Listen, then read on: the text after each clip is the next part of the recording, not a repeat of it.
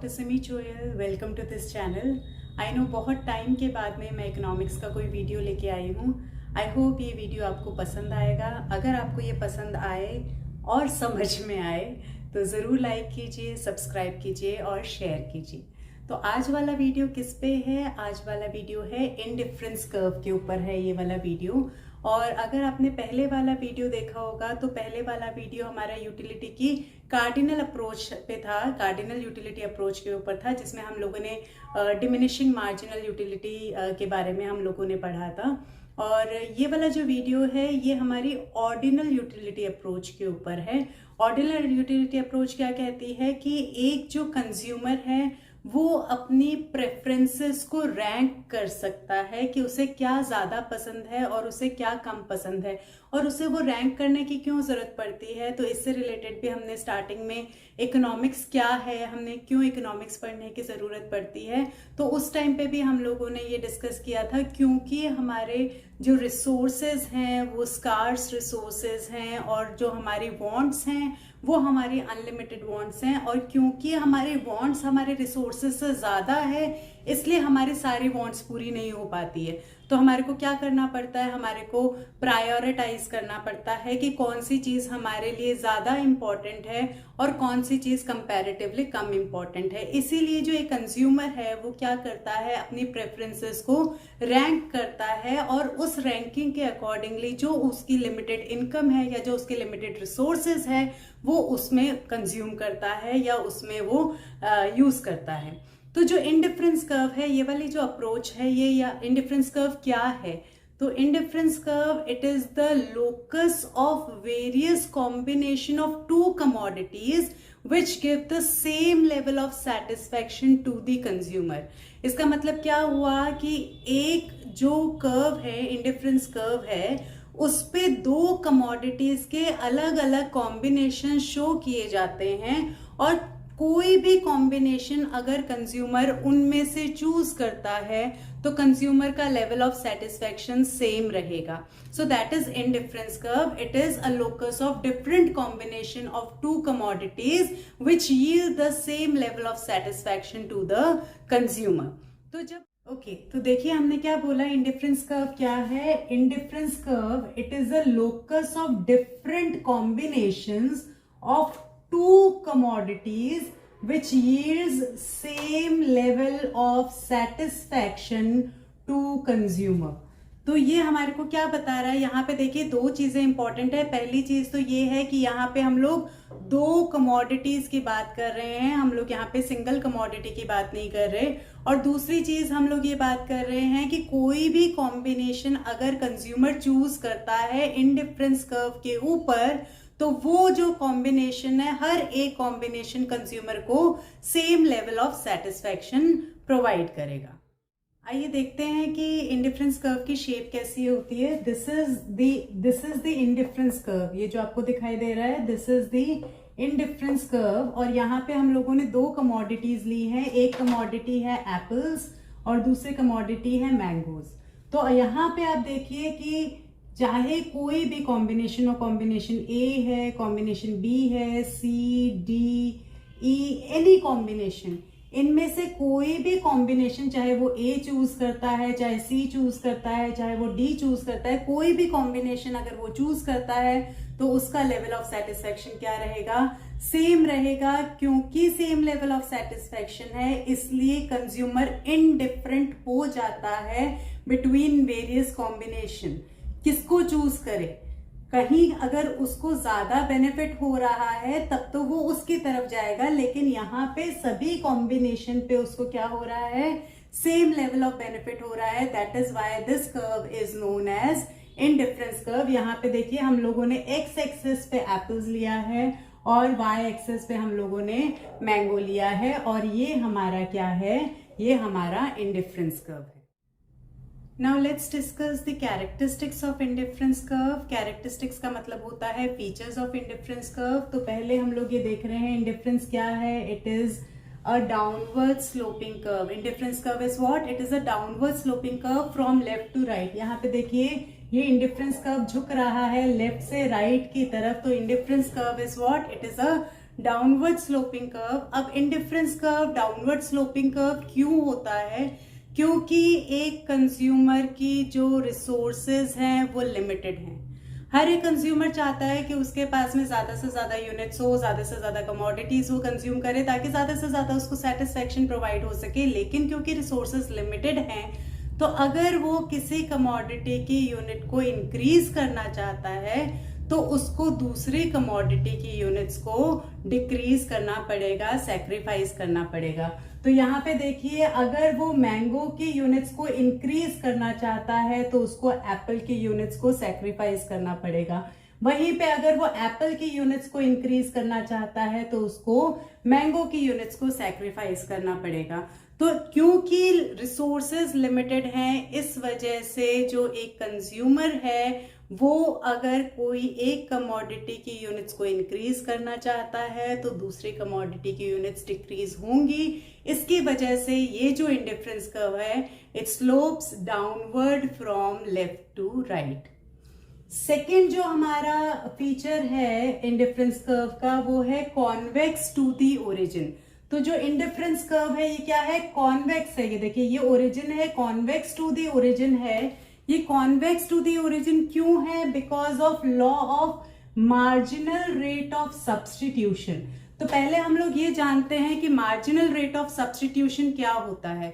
अभी अभी हम लोगों ने डिस्कस किया कि अगर हमारे को किसी एक कमोडिटी की एक यूनिट को बढ़ाना है तो दूसरी कमोडिटी की कुछ यूनिट्स को सैक्रिफाइस करना पड़ेगा। तो ये जो सब्स्टिट्यूशन है, ये सब्स्टिट्यूशन ही हमारा क्या है? मार्जिनल रेट ऑफ सब्स्टिट्यूशन कहलाता है। कि किसी कमोडिटी की एक यूनिट, ध्यान रखिए यहाँ पे हम लोग क्या कह रहे हैं, इंक्रीज कितने से हो रहा है? केवल एक यूनिट से इंक्रीज हो रहा है। तो किसी कमोडिटी की अगर हम लोग एक यूनिट को इंक्रीज कर रहे हैं तो उसके बदले में दूसरे कमोडिटी की कितनी यूनिट सैक्रिफाइस करनी पड़ेगी, उसे हम लोग बोलते हैं मार्जिनल रेट ऑफ सब्स्टिट्यूशन। और ये जो मार्जिनल रेट ऑफ सब्स्टिट्यूशन है, इससे हमारा बना है law of diminishing marginal rate of substitution. ये जो law of diminishing marginal rate of substitution है वो ये कहता है कि जैसे जैसे आप किसी एक कमोडिटी की यूनिट्स को इंक्रीज करते जाते हो, वैसे वैसे दूसरे कमोडिटी का जो सैक्रिफाइस लेवल है या जो सब्स्टिट्यूशन है वो क्या होता जाता है? कम होता जाता है। चलिए इसको यहाँ पर देखते हैं। ये यहाँ पे आप देखिए हमारे अलग अलग कॉम्बिनेशन है। ये कॉम्बिनेशन ए है, बी है, सी है, डी है। जैसे हम लोगों ने स्टार्टिंग में डिस्कस किया था कि कोई भी कॉम्बिनेशन हो वो एक कंज्यूमर को same level of satisfaction provide करेगा। तो इनमें से कोई भी कॉम्बिनेशन अगर एक कंज्यूमर चूज करता है तो उसका लेवल ऑफ सेटिस्फेक्शन चेंज नहीं होगा। लेकिन देखिए, अगर हम लोग ए कॉम्बिनेशन की बात करते हैं तो ए कॉम्बिनेशन में वो कितने एप्पल्स कंज्यूम कर पा रहा है या कितने एप्पल्स खरीद पा रहा है? 1 एप्पल। और वो मैंगोज कितने खरीद पा रहा है? 10 मैंगोज वो उसमें खरीद पा रहा है। तो यहाँ पर ये क्या हुआ? यहाँ पर आप देखिए कि अगर हम बी कॉम्बिनेशन की बात करते हैं और एप्पल की एक यूनिट को इंक्रीज करते हैं, देखिए यहाँ से 1 से 2 हुआ, एक यूनिट को अगर हम इंक्रीज कर रहे हैं तो मैंगो की कितनी यूनिट्स हमने सैक्रिफाइस की? 3 यूनिट्स हम लोगों ने मैंगो की सैक्रिफाइस की। सिमिलरली अगर हम लोगों ने एक और यूनिट हमने एप्पल की इंक्रीज करी तो यहां पर देखिए अब हमने मैंगो की कितनी यूनिट सैक्रिफाइस करी? 2 यूनिट सैक्रिफाइस करी। सिमिलरली एक और यूनिट अगर हम लोग इंक्रीज करते हैं एप्पल की तो यहां पर देखिए अब सैक्रिफाइस लेवल कितना हो गया? केवल 1। तो पहले जो सब्स्टिट्यूशन था वो 3 का था, फिर सब्स्टिट्यूशन कितना था? 2 का था, और फिर सब्स्टिट्यूशन कितना हुआ? 1 का हुआ। तो मार्जिनल रेट ऑफ सब्स्टिट्यूशन क्या होता है? Change in y upon change in x। तो यहां पर देखिए, यहां पर तो कोई सब्स्टिट्यूशन नहीं हो रहा है। यहां पे कितना सब्स्टिट्यूशन हो रहा है? 3 यूनिट्स का सब्स्टिट्यूशन हो रहा है। तो 3:1 का हमारा सब्स्टिट्यूशन रेट हो गया।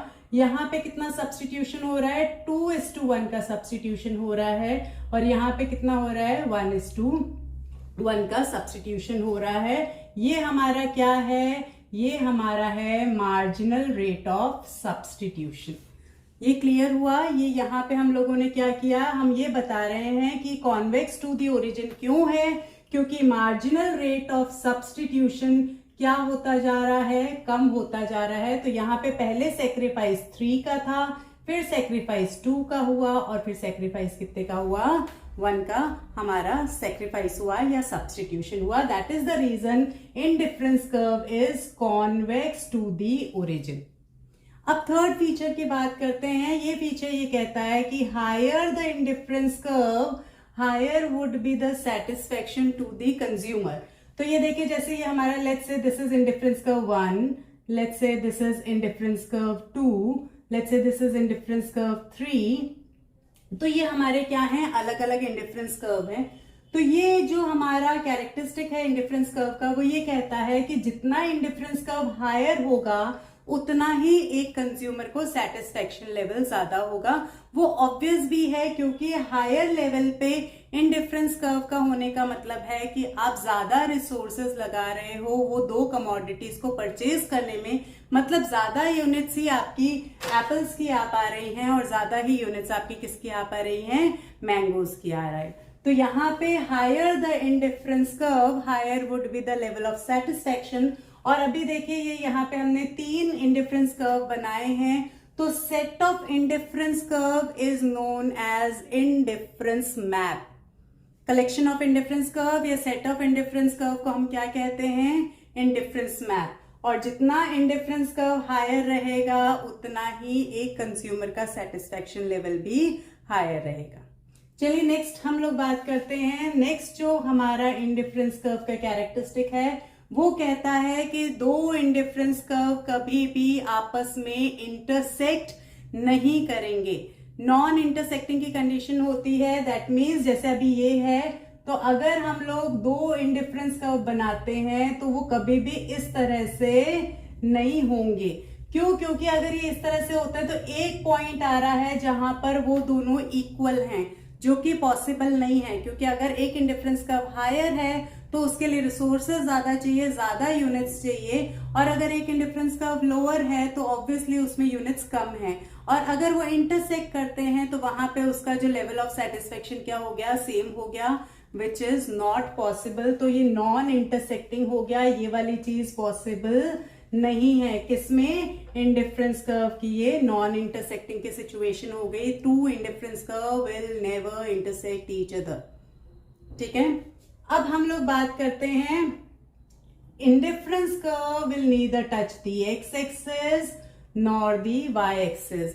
जो दो मतलब एक अगर हम लोग इंडिफरेंस कर्व की बात कर रहे हैं, ना तो वो एक्स एक्सिस को टच करेगा और ना ही वो वाई एक्सिस को टच करेगा। ऐसा क्यों? क्योंकि हमने क्या बोला, इंडिफरेंस कर्व क्या है, कॉम्बिनेशन ऑफ टू कमोडिटीज है। तो अगर कॉम्बिनेशन है तो एटलीस्ट एक यूनिट तो एक कमोडिटी की होगी ही होगी, और अगर एक यूनिट है तो डेफिनेटली यहाँ क्या होगा, ना तो वो एक्स एक्सिस को टच करेगा ना ही वो वाई एक्सिस को टच करेगा। क्योंकि अगर वो एक्स एक्सिस को टच करता है इसका मतलब आपने वाई कमोडिटी की आपने 0 यूनिट्स कंज्यूम करी है। यहाँ पे वाई कमोडिटी क्या हो गई, मैंगोज।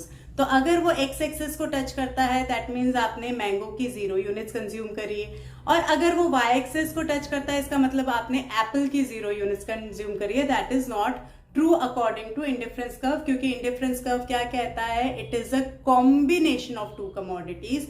तो दो कमोडिटीज अगर हैं तो ना तो वो एक्स एक्सिस को टच करेगा और ना ही वो वाई एक्सिस को टच करेगा। तो ये कैसा नहीं होगा, ये अगर हमारा इंडिफरेंस कर्व है तो ये ना तो एक्स एक्सिस को टच करेगा ना ही वाई एक्सिस को टच करेगा। ये गलत है। क्यों? क्योंकि हम लोग यहाँ किसकी बात कर रहे हैं, हम लोग कॉम्बिनेशन की बात कर रहे हैं। सो इंडिफरेंस कर्व क्या है, इंडिफरेंस कर्व लोकस है दो कमोडिटीज के अलग अलग कॉम्बिनेशन का, जो कि एक कंज्यूमर को same level of satisfaction provide करते हैं। क्योंकि लेवल ऑफ सेटिस्फेक्शन सेम होता है इसलिए कंज्यूमर इंडिफरेंट हो जाता है towards this combination, and that is why this curve is known as indifference curve. I hope ये वीडियो आप लोगों के लिए बेनिफिशियल रहा होगा, और अगर आपके लिए बेनिफिशियल रहा और आप चाहते हैं मैं आगे भी इकोनॉमिक्स के और वीडियोस लेके आऊं तो आप इस वीडियो को लाइक करें, ज़्यादा से ज़्यादा शेयर करें और सब्सक्राइब करें।